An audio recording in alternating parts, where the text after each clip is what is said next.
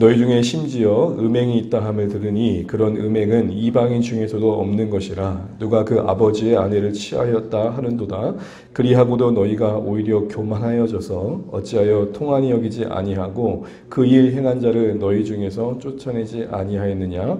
내가 실로 몸으로는 떠나 있으나 영으로는 함께 있어서 거기 있는 것 같이 이런 일을 행하는 자를 이미 판단하였노라. 주 예수의 이름으로 너희가 내 영과 함께 모여서 우리 주 예수의 능력으로 이런 자를 사탄에게 내주었으니 이는 육신은 멸하고 영은 주 예수의 날에 구원을 받게 하려 함이라. 너희가 자랑하는 것이 옳지 아니하도다. 적은 누룩이 온 덩어리에 퍼지는 것을 알지 못하느냐. 너희는 누룩 없는 자인데 새 덩어리가 되기 위하여 묵은 누룩을 떼어버리라. 우리의 유월절 양 곧 그리스도께서 희생되셨느니라. 이러므로 우리가 명절을 지키되 묵은 누룩으로도 말고 악하고 악에 찬 누룩으로도 말고 누룩이 없이 오직 순전함과 진실함의 떡으로 하자. 아멘. 네. 오늘 우리가 고린도서 이제 16번째 시간입니다. 벌써 이제 5장에 들어왔는데 1장 1절부터 9절은 감사 인사와 기대감을 나누었고요. 10절부터 첫 권면이 시작되어서 4장까지 계속된 큰 단락을 이루고 있습니다. 그 주제는 공동체의 분열에 대한 이야기였죠. 분쟁에 대한 이슈를 다루고 있었습니다. 그래서 온전히 합하라 하면서 시작된 권면은 4장까지 이제 진행됩니다. 성도들 사이에 일어났던 갈등의 중심에 바로 어떤 강함과 성공을 숭상하는 그 욕망이 있었고 그 욕망은 세상의 지혜를 따르는 것이었습니다. 그 중심에 분명 교만이 있었다는 거죠. 여러분 교만이 뭡니까? 여러 가지로 이야기할 수 있지만 모든 것보다 그 누구보다도 자신을 높이 두고자 하는 것이죠. 자신의 현실적 위치를 더 스스로 높게 여기는 것입니다. 대단하게 여겨지기를 바라는 마음을 갖고 있는 것이죠. 그래서 누가 이제 어떤 심리학자가 민족마다 어떤 사람들이 어떤 특징들이 있는데 한국 사람들을 가장 열받게 하는 것 중에 하나가 이런 대화라 그럽니다. 너 누군지 몰라? 내가? 이럴 때 그러면 열받는답니다. 일단은 자신의 존재감이 확인되어지냐는 현장을 되게 못 견뎌하는 것이죠. 이런 현실 속에 있는 교회에게 십자가의 도를 말했던 것이죠. 약한 중에 생명을 얻는 십자가를 봐라. 그게 하나님의 방법이다. 너희 부르심을 봐라. 문벌 좋은 자가 어디 있고 지혜 있는 자, 강한 자가 어디 있냐. 하나님이 조건을 뛰어넘어 역사하신다. 그런데 왜 저렇게 조건에 목매여 있느냐. 왜 자꾸 겉으로 드러나는 모습에 이렇게 목숨 거는 거야. 이런 얘기를 했던 것이죠. 이런 맥락에서 이름 있는 유명한 지도자의 라인에 서려고 했던 겁니다. 지도자가 존경스러워서 섰다기보다는 저 지도자와 함께하면 내가 조금 괜찮아지겠구나 이런 생각을 했던 것이죠. 그러면서 그들에게 사역자들의 역할을 바르게 인식하라고 얘기했습니다. 그러면서 선을 넘지 말라고 하죠. 그 선은 하나님이 정하신 질서의 선이고 은혜의 선입니다. 각자의 역할을 부여하신 하나님의 일하심을 인정하고 각각의 지도자를 통해서 교회를 부욕해 하시는 하나님의 그 풍성함을 볼 수 있어야 된다라는 거죠. 그럴 때 어느 지도자를 통해서 자신의 유명세를 나타내기 위한 욕망의 발상으로 서로 비교하고 갈등을 만들고 내가 추종하는 지도자가 더 탁월하기 위해서 다른 사람을 깎아내리는 그런 안타까운 모습은 일어나지 않을 것이다. 이런 얘기를 했던 것입니다. 그래서 결론적으로는 바울이 4장을 마무리하면서 십자가의 삶을 말하죠. 이걸 한마디로 뭐라고 말할 수 있을까요? 내려와라. 거기서 내려와라. 주님 거기 계시지 않는다. 이 얘기를 하는 겁니다. 십자가의 삶을 나누면서 그들을 깨우죠. 그래서 여러분 새벽에도 나눴던 것처럼 칼뱅은 우리의 영적 질병을 치료하는 중요한 메시지는 십자가의 삶이다 라고 얘기를 했습니다. 그도 그런 것이 우리도 신자이지만 살아가는 삶의 분주함과 일상 속에 이렇게 살아가다 보면 어느새 표대와 목표를 잃을 때가 있습니다. 그래서 기회가 되어서 어느 선교사님의 애절한 삶의 복음에 헌신된 삶의 이야기를 듣다 보면 그 삶 속에서 우리가 놓쳤던 것들을 확인하게 되는 거죠. 꼭 무지 선교사님만이 아니라 우리가 같이 살아간 신자들의 삶의 이야기에서 저런 형편 속에서도 복음을 위해 사는구나, 헌신하는구나, 희생하는구나 이런 이야기를 들으면서 깨어지는 부분이 있는 거죠. 바로 그런 마음으로 바울은 욕망의 어떤 성공의 야망에 따라 갈기갈기 찢긴 고린도 교회를 다시 한번 십자가의 삶으로 초청했던 것입니다. 이게 이제 4장까지의 이야기였습니다. 공동체의 어떤 분열에 대한 이야기를 여러 모양으로 다루었던 것이죠. 5장 우리가 읽은 1절부터는 이제 새로운 단락으로 두 번째 큰 단락으로 전환되는데요. 그 단락은 6장까지 진행이 됩니다. 한마디로 말하면 공동체의 거룩에 대한 주제입니다. 1장 10절부터 4장까지는 공동체의 어떤 분열에 관한 이야기라면 5장부터 6장은 공동체의 거룩에 대한 이야기를 다룹니다. 우리가 읽은 그 5장 1절은 바로 그 시작인 것이죠. 주제면에서 보면은 좀 달라 보여요. 공동체의 어떤 분열이나 사실은 거룩이 직접적으로 연결시켜지지 않는 것 같습니다. 새로운 주제의 전환인 것 같지만 사실은 본질은 같은 게 교만이란 걸로 묶여있기 때문입니다. 그래서 여러분 고린도서 5장 2절 잠깐 보실까요? 보시게 되면 상반절에 이렇게 되어 있습니다. 너희가 오히려 뭐하여? 교만하여. 4장에서도 이슈는 교만이었습니다. 그리고 새로운 주제로 전환하는 것 같지만 그 이면의 이슈도 교만인 거죠. 여러분 교만이 뭡니까? 오늘 바울이 지적하는 교만은 뭐였냐면 여전히 이전의 삶을 고집하고 있더라는 것입니다. 말씀이 권면되어지고 있고 사도 바울이 권위를 가지고 뭔가를 가리키면 수용해야 되는데 고집을 부리고 있더라는 것입니다. 또한 자신들의 삶은 실제적으로 하나님 앞에서 어떻게 보면은 전혀 준비되지 않고 있고 성숙하지 않음에도 불구하고 그런 사람이라고 스스로 여기고 있는 착각 속에 있더라는 것이죠. 그래서 여러분 제가 이렇게 말씀드렸잖아요. 교만은 내 현재 위치가 이 정도인데 여기 있다고 생각하는 거예요. 그럼 이 격차만큼 뭐예요? 위선이고 그리고 거짓이 되는 거죠. 이런 상황 속에서 오늘 바울은 이 새로운 주제를 다루어 가면서 그 교만을 지탱하고 있는 잘못된 어떤 지식과 확신 그리고 사상들을 하나씩 깨어갑니다. 자, 이런 큰 맥락을 좀 고려하면서 우리 1절 말씀 같이 한번 읽어보겠습니다. 1절입니다. 시작. 너희 중에 심지어 음행이 있다 함을 들으니 그런 음행은 이방인 중에서도 없는 것이라 누가 그 아버지의 아내를 취하였다 하는도다. 너희 중에 음행이 있다는 소식을 들었다 그럽니다. 음행이 뭡니까? 모든 종류의 문란한 어떤 성적 행위들인데 한마디로 말하면 도덕적인 타락을 말합니다. 부도덕함을 말합니다. 근데 그 내용이 어떤 거였습니까? 아버지 아내를 취했답니다. 이는 내용적으로 보게 되면 모자 간의 어떤 근친 관계가 아니라 가부가 된 계모와 양아들 사이에서의 부적절한 관계를 말한다고 합니다. 다른 설명이 그 뒤에 없는 걸 보면 굳이 말하지 않아도 공동체 안에서 이슈가 되고 있는 이야기인 것 같습니다. 그런데요, 여기서 놓치지 말아야 될 게 바울이 지금 누군가의 보고를 통해 알게 된 게 아니라 자연스러운 소문을 통해 들었다고 말하고 있는 것입니다. 앞에서 공동체의 분열에 대해서는 글로디의 편에서 내가 보고를 받았다라고 얘기를 했다면 지금 이것은 바울도 알아보려고 해서 알아본 게 아니라 들려졌다는 겁니다. 여기서 우리가 무엇을 보게 됩니까? 죄는 감출 수 없다라는 것입니다. 언젠간 반드시 그 실체를 드러내게 돼 있다는 것이죠. 음행이라고 했습니다. 얼마나 은밀한 장소를 찾았을까요? 얼마나 서로 그 미래를 나누기 위한 장소를 사람들이 보이지 않는 곳을 찾았을까요? 그런데도 드러납니다. 대표적인 사건이 바로 다윗입니다. 여러분 잘 알고 있는 다윗의 역대급 사건이 뭡니까? 한 가정을 파탄낸 그 시작이 뭡니까? 욕망의 불이 밝혀져서 바세바를 범한 거죠. 근데 여러분 하나님께서 그 사건을 다윗은 덮으려고 했지만 완전 범죄가 되지 않는 실타리를 하나 여십니다. 그게 뭐죠? 떡하니 바세바가 임신을 하고 마는 거예요. 이게 왜 하나님의 개입하심이냐면 당시에 다윗이 왕으로서 그 여인을 범한 것은 그 시점이 이렇게 되어 있습니다. 그 여자가 그 부정함을 깨끗하게 하였으므로 라고 되어 있거든요. 그러니까 목욕을 하고 있는 시점이 언제냐면 정결의식을 하고 있는 거였습니다. 매월 월경의 기간이 지나면 여인들은 몸을 씻는 행위를 했고 월경이 지났다는 것은 여러분 자연적으로 가임 기간이 아니란 말입니다. 그런데 덜컥 임신을 한 거예요. 이것 때문에 이걸 덮어보려고 누구를 불러들여요? 전쟁에서 열심히 싸우고 있는 충성된 장군, 병사였던 우리아를 불러들이고 그때부터 꼬이기 시작한 거죠. 하나님은 그 시간, 그 사건을 통해서 다윗이 덮어보려고 했던 그 은밀한 죄를 드러내셨던 겁니다. 당사자 입장에서는 괴로웠겠지만 여러분 이게 은혜라는 건 아십니까?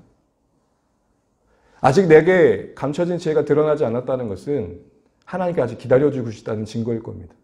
만약 그게 부득이하게 드러났다면 그 자체가 참 괴로움이겠지만 저는 이렇게 말씀드리고 싶습니다. 그렇게 해서라도 그 인생을 붙들고 싶으신 하나님의 마음. 부끄러움마저도 그가 그거 앞에 무릎 꿇을 수 있다면 그거마저도 사용하시는 하나님. 이렇게 죄를 드러내시는 하나님의 일하심을 우리가 이 말씀에서 잠깐 생각해 보게 됩니다. 이와 관해서 여러분 이거 하나를 분명히 기억하시면 좋겠습니다.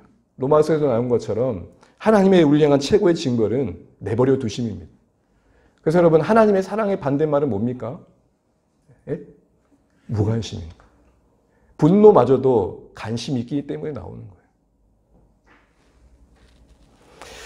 그런데 이런 상황이 지금 이 상황에 대한 어떤 사건이 1절 말씀을 보게 되면 이방인 중에도 없는 것이라고 말합니다. 없다라는 이 원문의 뜻은 이런 표현입니다. 이방인으로도 용납하지 않았다. 그러니까 세상 사람 들어도 헐? 무엇이요? 그런데 이 말을 하기도 참 웃긴 게 당시의 고린도 도시는 유명했습니다. 문란하기로. 그래서 여러분 간용어라 그러잖아요. 저 사람은 고린도 사람 같아. 그러면 음란한 사람이야 라는 말에 다른 말이었습니다. 그만큼 도시적 분위기가 음행이 가득했단 말입니다. 그런 도시에서도 인정하지 않았던 행위였다는 것이죠. 그럼 얼마나 심각한 상황이었습니까? 그런데 이런 상황에 대해 교회는 어떻게 했다는 겁니까? 방관했다는 거죠. 웃자노 해야 되는데 우쭐댔다는 겁니다. 네. 걱정하고 염려해야 되는데 오히려 거기에 대한 전혀 통감하는 반응이 없다는 거죠. 그래서 2절에 이렇게 얘기합니다. 읽어보겠습니다. 그리하고도 너희가 오히려 교만하여져서 어찌하여 통한이 여기지 아니하고 그 일 행한 자를 너희 중에서 쫓아내지 아니하였느냐. 안 믿는 사람도 깜짝 놀랄 만한 사건이었는데 교회는 너무 태연하고 간대했다는 겁니다. 그러니까 지금 바울의 초점은 우리가 주일의 말씀에 드와두라 교회의 문제점을 살펴봤던 것처럼 이세벨도 문제지만 더 문제는 뭐였습니까? 이세벨을 뭐 한 거였죠? 용납한 거였잖아요. 같은 맥락에서 바울은 지금 교회가 그 사건을 가만히 감망하고 있는 거에 대해서 그릇된 간대를 베푸는 거에 대해서 지적하고 있는 겁니다. 그래서 여러분 이런 표현을 쓰잖아요. 통한이 여기지 않는다. 가슴 아파하고 눈물 흘려야 할 사건인데 거룩한 공동체 안에 일어나서는 안 되는 일이 일어났는데 그걸 그렇게 가만히 바라만 보고 있느냐라는 것이죠. 이 통한이 여기는 마음이 회개의 모습이죠. 물론 이 통한이 여기는 거, 눈물 흘리는 게 모든 회개의 진정성을 보장해 주진 않습니다. 여러분 잘 알고 계신 것처럼 가짜 회개 두 가지가 있습니다. 하나는 자기 연민입니다. 다른 말로 후회입니다. 그 죄로 말미암은 그 고통 자체가 괴로운 거예요. 그래서 아이고 내가 그러면 안 됐었는데 이게 자기 연민입니다. 또 하나의 가짜 회개가 있습니다. 그건 자학입니다. 좀 더 적극적인 액션인 거죠. 그래서 주변 사람들이 부담이 줄 만큼 자기를 괴롭히는 거예요. 뭐 제가 강단이기 때문에 하지 않겠습니다. 아유, 막 걔 때리는 거예요. 내가 못 살았어. 주변에서 되려, 야, 그럴 수 있지 뭐 이런 반응을 기대하는 거죠. 두둔하기를 기대하는 거예요. 되려. 머리가 좋은 겁니다. 그러니까 가끔 애들이 자기를 학대하는 데는 냅두세요 그냥. 의중이 뭐예요? 부모들이 자세를 낮춰 그래 내가 잘못했다는 말을 듣고 싶은 거죠. 어쨌든 이런 거짓된 회개가 아니라 진짜 회개는 뭡니까? 하나님의 마음을 아프게 했다는 눈물이겠죠. 모든 눈물이 그 회개의 진정성을 말하진 않지만 적어도 정말 바울이 기대했던 통한이 여기는 것은 우리의 공동체가 주님을 아프게 했다. 그로 인한 눈물을 생각했던 것이죠. 이 눈물은 우리의 눈을 씻어서 거룩함을 향한 분투를 만드는 것입니다. 그런데 지금 교회는 잘못을 행한 자들에 대해서 징계조차 하지 않고 쫓아내지 않았다는 겁니다. 이때 쫓아냈다는 말의 의미는 출교시키지 않았다라는 겁니다. 2절 끝절에 너희 중에 쫓아내지 아니하였느냐라는 말 때 이것은 출교를 말합니다. 출교라는 그 공동체 밖으로 떠나게 하는 겁니다. 이것은 5절 끝절에 나와 있는 것처럼 거룩함을 위한 교회적인 어떻게 보면 부득이한 선택이고 그 영혼을 회복시키기 위한 하나님의 방법인 거죠. 그래서 사탄에게 내어줬다는 것은 그 소속이 교회에서 사탄에게 속한 자로 바뀌는 상징성을 갖는다는 겁니다. 그 당사자는 그게 두려움으로 찾아와서 자신의 잘못을 회개하고 돌아오기를 기대하는 선택인 것이죠. 그런데 그거조차도 하지 않았다는 겁니다. 교회의 어떤 권징, 순결을 지키기 위한 어떤 행위가 진행되지 않았다는 것이죠. 그럼 여러분 의문이 드는 거예요. 왜 그렇게 교회는 안일하게 대처하고 용인했던 걸까? 그런 간대한 배후에는 뭔가 현실적인 이유도 있었을 겁니다. 아마 성경이 자세히 다루고 있지 않지만 이 아버지와 어버이 지금 1절에 음행을 행했던 그 당사자들의 어떤 신분이 교회 내에 아마 영향력 있는 사람인지도 모르겠습니다. 어떤 사회적 위상이 있다든지 공동체에 영향력을 끼치는 유력자일 수도 있을 것입니다. 그러다 보니까 교회가 단호하게 처리하기 어려운 것이죠. 안타깝지만 여러분 오늘날도 교회에서나 어떤 기관에서나 들려오는 소식을 보게 되면 어떤 지도자라든지 유력한 자에 대해서는 소위 실드를 치잖아요. 하나님께서 다 알아서 하실 거라고. 판단하지 말라고. 그런 분위기가 아마 큰 문제가 그 간대함을 베풀 만한 어떤 현실적인 이유이기도 했을 겁니다. 그런데 여러분 오늘 말씀 안에서만 보게 되면은 세 가지 분명한 이유가 있는 걸 보게 됩니다. 2절 말씀 다시 보실까요? 그러하고도 너희가 오히려 뭐하여 그랬죠? 교만하여. 여러분 바울이 말하는 고린도 교회의 교만함은 뭘까요? 여러분 우리는 1장을 늘 생각할 필요가 있습니다. 고린도 내내, 전서 내내 볼 때 1장에서 고린도 교회를 칭찬하면서 바울이 인정했던 게 뭡니까? 교회가 언변과 지식에 풍족함이 있었습니다. 이것은 하나님이 그들에게 은사의 부족함이 없음을 허락해 주셨다는 겁니다. 그래서 여러분 고린도서 12장에 보게 되면은 다른 어떤 교회도 경험하지 않았던 성령의 은사가 있죠. 병 고침의 역사가 있고 방언의 은혜가 있고 그런 어떤 성령의 체험들, 은사의 남다른 부요함들이 그들을 우쭐대게 했던 겁니다. 여러분 주어진 넉넉함이 그 사람의 실력은 아니잖아요. 근데 그것을 자신의 것으로 여긴 거죠. 스스로가 대단한 사람처럼 여겨졌던 거예요. 근데 이런 부요함들이 그들을 더 교만하게 만들었던 것이죠. 그래서 이 남다른 어떤 부요함과 은사에 부족함이 없는 것이 자기 독단에 빠진 겁니다. 어느 교회도 하지 않았던 체험은 분명 은혜일 것입니다. 그런데 그 은혜의 당사자들은 하나님의 사랑을 확인하는 정도에서 머물면 됩니다. 근데 가끔 체험이 지나치게 확인을 넘어서 독단에 빠질 때가 있죠. 뭐죠? 나 같은 경험한 사람 없을걸. 하나님 그 인생을 붙들고 그 연약함을 격려하기 위해 주신 특별한 체험일 것입니다.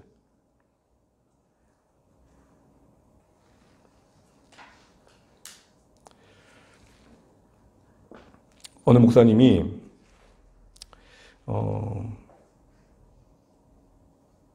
이런 이야기를 비유로 들었습니다. 매일 세 끼를 먹고 그냥 담백하게 하루하루 살아가는 삶의 모습하고 특약이라 해가지고 어디 병원이나 이런 데 입원을 해가지고 링기를 맞으면서 뭔가 특약 조치를 받는 거하고 실제적으로 와닿는 건 분명 다를 것이다. 매일 세 끼 먹는데 여러분이 뭔가 건강해진다는 느낌이 들지 않잖아요. 피곤해가지고 병원에 갔는데 살짝 얘기하기를 간호사가 이거 비싼 겁니다. 10만 원짜리입니다. 마늘이 들어갔어요. 막 이러고 있고. 그럼 왠지 뭐예요? 몸이 좀 괜찮아지는 거 같지 않습니까? 그럼 뭐 드링크제라 이런 게 보면은 보통 500원짜리 바카스 말고요. 바카스 5,000원 넘긴 하죠. 뭐 10,000원짜리 하나 먹으면 어때요? 왠지 뭔가 좀 더 그런 것 같잖아요. 제가 드린 말씀은 뭐냐면 우리는 평범한 속에서 하나님의 은혜를 인식하고 감사하고 그걸 누리기보다는 뭔가 특별함 속에서만 하나님의 사랑이 더 와닿은 경험들을 상상할 때가 참 많다는 겁니다. 근데 여러분 오늘 고린도 교회는 그 특별한 체험이 오히려 그들을 멸망길로 향하게 하는 상황이 됐던 것이죠. 어디까지 그들을 세웠냐면 자신들은 더 이상 부족함이 없는 자들이다. 그래서 여러분 엊그제 말씀에도 보게 되면 이미 왕노릇하는 자리에 우리와 같은 사람이 없다. 자신들 더 이상 회개할 이유도 없고 또한 뭔가 하나님의 은혜를 구할 필요도 없는 것도 온전한 자리에 있다는 생각을 했던 것입니다. 심지어는 모든 죄를 초월한 자리에 있다라고 스스로를 여겼고 그만큼 죄와 무관하다고 여겼다는 겁니다. 이 말은 죄를 회개하지 않아도 되는 자리에 자신들이 있다고 생각한 거고 이것은 적극적으로는 뭔 죄를 지어도 그 우리의 영혼에 아무 상관이 없어 이런 생각까지 했다는 겁니다. 거기 안에는 복음 말고도 당시에 유행했던 사상들이 혼합되었기 때문이겠죠. 이런 잘못된 기초에 근거한 교만의 오해가 결국 그들을 독단에 빠지게 했고 죄에 대해서 더 느슨한 태도를 만들었던 것입니다. 심지어는 불신자보다 더 타락하는 자리에 서 있음에도 불구하고 그 어느 가책도 느끼지 않게 했다는 것이죠. 소위 도덕적 불감증에 심취하게 했던 것입니다. 오늘날도 잘못된 복음의 교리에 근거해서 이렇게 말하고 이런 것을 말하는 자들이 있습니다. 아니라고 하지만 사실은 구원파의 엄밀한 교리를 말하면 그렇습니다. 그들은 칭의의 복음만 강조합니다. 이제 의롭게 되었으니 뭐 어떻게 살아도 상관없다라고 얘기를 하죠. 그래서 여러분 구원파의 어떤 지도부에 있다가 이단에서 나온 그분들의 이야기를 들어보면 가관이 아니라는 겁니다. 왜요? 우리는 이미 용서받았으니까 뭔 짓을 해도 상관이 없다는 거예요. 그럴듯하지요. 이미 하나님이 우리를 용서하셨으니까 뭘 해도 상관없다는 거예요. 이게 바로 뭡니까? 고린도 교회의 모습이었던 겁니다. 그게 바로 교만이었던 겁니다. 그런 잘못된 복음에 대한 지식 위에 섞인 그 당시 유행했던 사상 속에서 그들은 잘못된 화신 속에서 그 교만함에 죄에 대한 무감각함을 갖게 되었던 것이죠. 이 교만함은 결국 그릇된 지식 위에 선 잘못된 모습을 말하는 겁니다. 오늘날도 그릇된 지식 위에서 잘못된 복음의 사실 안에서 우리는 거룩을 상실할 수 있다는 사실들을 알아야 됩니다. 거룩하지 않은 자리에 있음에도 불구하고 전혀 그것을 제약시 여기지 않는, 회개하지 않는 자리에 설 수 있다는 것입니다. 두 번째로 이들이 이렇게 죄를 간대하게 여겼던 이유는 죄가 갖는 파괴력을 너무 가소평가했다는 겁니다. 6절 말씀 한번 읽어보겠습니다. 6절입니다. 시작. 너희가 자랑하는 것이 옳지 아니하도다. 적은 누룩이 온 덩어리에 퍼진 것을 알지 못하느냐. 아멘. 여기서 자랑하는 게 옳지 않다 할 때, 이 자랑함이 옳지 않다 할 때 맥락상 내용은 음행함을 자랑했다는 겁니다. 우리는 그렇게 죄를 지어도 상관없어 라고 오히려 우쭐댔다라는 거죠. 그러나 이것을 앞에 살펴봤던 것처럼 잘못된 진리에 빠지게 되면 이런 비정상적인 것도 정당화되는 말도 안 되는 모습을 우리가 보게 된다는 것을 생각해 봤습니다. 그러나 한 가지 더 생각해 볼 것은 이 자랑한다는 말이 또 다르게 번역이 되면은 방만하다라는 말입니다. 왜 너희 이렇게 방만하냐라는 말을 하고 있는 것이죠. 방만하다는 게 뭡니까? 제멋대로 풀어지다는 겁니다. 경계가 없는 겁니다. 맺고 끄짐이 없는 겁니다. 맺고 끊음이 없는 겁니다. 그냥 풀어져 버린 거예요. 울타리가 없으니까 뭐든 들어오고도 상관없는 상황이 된 거죠. 그런 방만함이 어떤 형태로 드러나는 겁니까? 적은 누룩이 온 반죽을 부풀리는 그런 영향을 끼치는 것들을 간과하는 그런 모습들을 갖게 되더라는 겁니다. 그러니까 적게 여겼다 이 말은 공동체 안에 일어나는 그 음행을 적게 여겼다는 것은 별거 아닌 것으로 생각하는 그런 자리에 서게 됐던 것이죠. 그런 방만함이 있었다는 것입니다. 결국 바울이 우려했던 죄에 대한 그 어떤 허영, 용의는 죄의 영향력을 되게 가볍게 여긴 그런 방탕함, 방만함이 있었다는 것이죠. 거기에 대해서 바울은 죄를 누룩에 비유하면서 너희가 적다고 무시하는데 적은 양의 누룩은 봐라. 온 반죽, 밀가루를 부풀려가지고 어마어마하게 부풀리지 않느냐. 그처럼 처리하지 않은 작은 죄악들은 결국 공동체를 무너뜨린다. 이 얘기를 하는 것이죠. 그래서 아무리 사소하고 작은 죄라도 발 못 붙이게 깨어있어라는, 이렇게 보면 여러분 떠올리는 한 사건이 있지 않습니까? 바로 여호수아 7장에 아이성을 정복하다가 실패한 이스라엘의 모습입니다. 여호수아 6장에서 여리고성을 기가 막힌 기적으로 정복하게 되죠. 얼마나 대단한 성이었으니 얼마나 그들의 어깨가 이렇게 올라갔겠어요. 그러니까 아이성은 이름이 참 웃긴데 되게 작은 성이었어요. 그래서 아이성은 아니에요. 어쨌든 근데 작은 성이었어요. 그래가지고 별거 아니겠지 하고 정탐꾼 몇 명을 보내고 다음에 3,000명 정도밖에 안 모여요. 모두가 같이 간 게 아니라, 모두가 싸운 게 아니라 대표단만 간 거예요. 그러다가 어떻게 되죠? 댕통 당하게 되죠. 그래서 지도부가 여호수아의 모든 또한 그 지도부자들이 옷을 찢고 회개하면서 기도할 때 하나님께서 뭘 드러내 주시냐면 아간의 범죄를 드러내 주십니다. 아간이 하나님께 바쳐진 것들을 훔치죠. 그 훔친 것들이 그 장막 중심에 있었던 것을 아무도 몰랐지만 하나님은 그것을 보시고 그 실패를 통해 그 부정함을 드러내신 겁니다. 결국 아간이 범한 그 작은 사건이 공동체의 실패로 이어졌다는 거죠. 이와 같이 여러분, 그 대승 뒤에 이어진 별거 아닌 아이성의 정복이 한 사람의 부정함으로 인해 실패했던 것은 우리에게 시사하는 바가 큽니다. 그래서 여러분 교회 생활하면서 적어도 이런 생각을 좀 삼가해야 됩니다. 아유, 나 한 사람쯤이야. 한번 예를 들은 겁니다. 여러분 각자가 나 한 사람쯤이야 하고 주일에 안 나왔다고 생각해 보세요. 고맙습니다, 여러분. 저 혼자 예배드릴 수 있는 기회를 주셔서. 아마 되게 은혜롭게 저 혼자 예배드리겠죠. 그러니까 나 하나쯤이라는 게 별게 아닌 게 아니라는 것이죠. 세 번째로 마지막으로 오늘 이 고린도 교회가 죄에 대해서 그렇게 가볍게 여겼던 이유는 공동체의 정체성에 대한 바른 인식이 결여되었기 때문입니다. 교만했기 때문이었습니다. 그 교만의 근거에는 잘못된 지식이 있었고요. 두 번째로는 제 영향력을 가벼이 여겼습니다. 가소평가했습니다. 아, 이쯤이야. 회개 한번 안 한다고 뭔 문제 있겠어. 세 번째로는 공동체의 정체성을 바르게 인식하지 못했던 것이죠. 우리 3절, 5절 함께 읽어보겠습니다. 3절, 5절입니다. 시작. 내가 실로 몸으로는 떠나 있으나 영으로는 함께 있어서 거기 있는 것 같이 이런 일을 행하는 자를 이미 판단하였느라.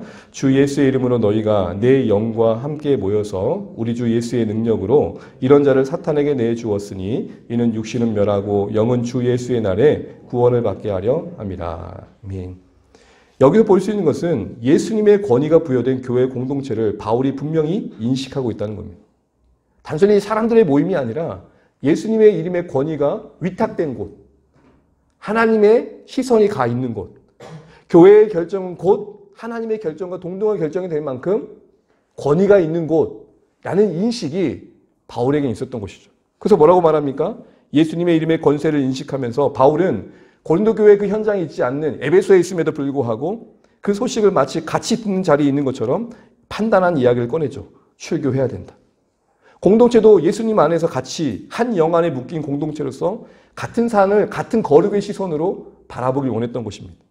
그래서 그 부도덕한 일들을 바울의 판단과 같은 판단으로 대하길 원했던 것이죠. 이런 일련의 언급들은 이미 마태복음 18장에서 예수님이 가르쳐 주신 교회의 권징에 기초한 것입니다. 교회의 결정에 하나님의 권위를 부여하셨다는 사실들을 마태복음 18장에도 이미 말씀하셨죠. 그래서 땅에서 교회가 결정한 것들은 결국 하늘에서 하나님이 직접 그것을 메고 푸시는 것과 같은 일이다라고 말씀하셨습니다. 그래서 여러분 교회가 기도 가운데 진리에서 정한 결정들을 여러분 쉽게 보시면 안 됩니다. 하나님께서 교회에 맡기신 그 권위 아래서 이루어진 일들을 우리 가벼이 여기면 안 됩니다. 하늘로 직분자가 세워지는 것도 마찬가지입니다. 근데 반찬뽑기가 아니란 말입니다. 또한 교회에서 어떤 사안을 결정했을 때 그 사안에 무거운 마음을 좀 가지셔야 됩니다. 그런데 여러분 오늘 교회는 그렇지 않았다는 겁니다. 그렇지 않았기 때문에 지금 예수님의 이름의 권위를 맡겨진 곳으로서 생각하지 않았기 때문에 감히 그 징계를 생각하지 않았다는 것입니다. 바울의 논리는요. 결국 그들이 죄를 가벼이 여겼던 이유는 교회를 바라볼 때 자신들의 명예와 욕망을 이룰 수 있는 수단으로서는 여길지 모르지만 현장으로 여길지 모르지만 그곳에 계신 예수 이름의 권위를 보지는 못했던 것이죠. 여러분 어떠십니까? 교회를 보시면서 이곳에 맡기신 예수님의 이름의 권세가 느껴지십니까? 물론 우리 이곳엔 복음안에서 자유가 있습니다. 서로를 사랑하고 존중 여기고 함께하는 기쁨의 자유가 있습니다. 그러나 여러분 이곳은 머리신 예수 그리스도께서 이 땅에 맡기신 권위를 위탁받은 현장임을 알아야 됩니다. 크든 작든 그 이름의 권세 때문에 존중하고 기이 여기고 거룩한 시선으로 바라봐야 될 것이 교회라는 것이죠. 인간들의 욕망의 장난질로 난도질 되어지고 그리고 정말 질탕질탕한 그런 어떤 진흙단 것이 되어서는 안 되는 곳이란 말입니다. 그 이름의 권세가 이곳에 있다는 사실을 알 때 죄에 대해서 우리는 두려움과 떨림으로 대할 수 있다는 것이죠. 두 번째로 바울은 공동체를 어떻게 봤습니까? 유월절 공동체로 인식했습니다. 여러분 7절, 8절 한번 읽고 말씀 이제 맺겠습니다. 시작. 너희는 누룩 없는 자인데 새 덩어리가 되기 위하여 묵은 누룩을 내버리라. 우리의 유월절 양 곧 그리스도께서 희생되셨느니라. 이러므로 우리가 명절을 지키되 묵은 누룩으로도 말고 악하고 악의찬 누룩으로도 말고 누룩이 없이 오직 순전함과 진실함의 떡으로 하자. 앞에 누룩을 죄로 상징하면서 비유했던 바울은 이 개념을 좀 학대 적용해서 구약의 이야기로 연결시키고 있습니다. 그 구약의 이야기는 뭡니까? 유월절 사건입니다. 왜 유월절 사건을 누룩과 연결시켰을까요? 유월절을 지키는 가운데 누룩은 중요한 이슈였기 때문입니다. 당시 이스라엘 백성들이 애굽에서 나오면서 지켰던 유월절은 그 뒤에 후대에서 지킬 때에 어떤 일을 중요시 여겼냐면 유월절 전날에 온 집안을 대청소하면서 집안에 있는 누룩을 제거했던 겁니다. 우리가 목장하다 보면 대청소 하시잖아요? 안 하던 청소도 하시잖아요? 그와 같이 유월절이 되면은 온 집안을 청소하면서 곰팡이를 제거했던 겁니다. 그것은 곧 유월절을 지난 어린 양의 피를 지난 이스라엘 공동체의 정체성을 반영한 행위였던 것이죠. 우리는 그 어떤 누룩도 둘 수 없는 거룩한 공동체로 구별되었다. 이렇듯 신약의 교회도 유월절 양 대신 예수님의 피값 그 희생으로 누르고 없는 떡이 되었음을 바울은 다시 연결시켜 이야기하면서 고린도 교회가 간과하고 있는 교회에 대한 중요한 시선 중에 한 가지인 정결한 공동체로서의 본체의 모습을 드러내고 있는 것입니다. 예수님의 피값으로 우리는 정결하게 되었고 우리 모든 공동체가 그렇게 구별되었다는 사실을 상기하면서 8절에 그러기에 이제 우리가 명절을 지키자고 말하고 있는 것이죠. 이때 명절을 지키자는 것은 단순히 문자적으로 이 시대에도 유월절을 지키자라는 의미가 아니라 유월절을 통해 형성된 교회 공동체의 정체성인 그 거룩을 지키자는 말일 것입니다. 순결을 지키자, 진실함을 지키자라는 것이죠. 구별하심에 어울린 모습들을 나타내자라는 것일 것입니다. 이처럼 바울은 교회 공동체를 유월절 공동체에 연결시키면서 피값 주고 거룩하게 된 공동체로서 바라봐지며 그렇게 될 때에 죄를 밀어낼 수 있는, 죄를 처리할 수 있는, 죄를 가감하게 떼어낼 수 있는 공동체의 그런 모습들이 회복될 수 있음을 말하고 있는 것입니다. 교회를 세상과 같이, 아니 세상보다 더한 것으로 만들어간 이유가 뭐겠습니까? 바로 이런 교회의 거룩함을 인식하지 못할 때일 것입니다. 이제 말씀을 정리해 보겠습니다. 오늘 바울은 고린도 교회의 새로운 이슈를 이야기합니다. 그것은 사건적으로는 음행이었지만 주제적으로는 공동체의 거룩을 이야기합니다. 공동체의 거룩을 이야기하면서 이 사건 속에서 바울은 죄에 대해서 관용을 베푸고 있는 관대한 그들의 안일한 태도에 잘못됨을 지적하면서 세 가지를 말했습니다. 너희가 지금 교만하다. 그 교만함은 하나님의 지식이 아닌 잘못된 지식 위에 잘못된 행동을 했다는 것이죠. 두 번째로는 무엇보다도 그들이 공동체 안에서 그들의 어떤 죄에 영향력 끼치는 것들을 너무 가볍게 여겼다는 겁니다. 세 번째로는 공동체를 바라보는 어떤 정체성에 대한 인식이 결여되었다는 것이죠. 이런 상황 속에서 하나님은 오늘 고린도 교회를 향한 바울의 권면을 통해서 오늘 이 시대 우리에게도 말씀하시는 것 같습니다. 사랑하는 성도 여러분, 교회가 그리스도의 이름의 권위가 부여된 거룩한 곳으로 유월절 어린 양 대신 예수의 피값으로 정결케 된 곳으로 바라봐지시기를 바랍니다. 대청소하는 마음으로 곳곳에 우리 혹시 내 삶 속에 내 마음 속에 내 생각 속에 구석진 곳에 숨겨진 제약들이 있다면 하나님 앞에 정결하게 우리를 정결케 하신 하나님의 의뢰에 맡기시고 성령의 능력 안에서 거룩함을 이루어 가시는 여러분의 삶이 되시기 바랍니다. 이걸 우리 다시 한번 우리는 기억해야 될 것입니다. 죄는 반드시 하나님께서 드러내 주신다. 그래서 우리를 죄에 대해서 우리의 자세를 단호하게 할 필요가 있음을 말씀해 주고 있는 이 말씀 앞에서 거룩함을 결단하고 정결함을 결단하고 공동체 안에서 혹시 우리 안에 나와 하나님 관계에서 해결돼야 될 죄들이 있다면 하나님의 은혜에 의지하셔서 해결해 갈 수 있는 결단을 하는 오늘의 말씀 되시기를 주의 이름으로 축복합니다.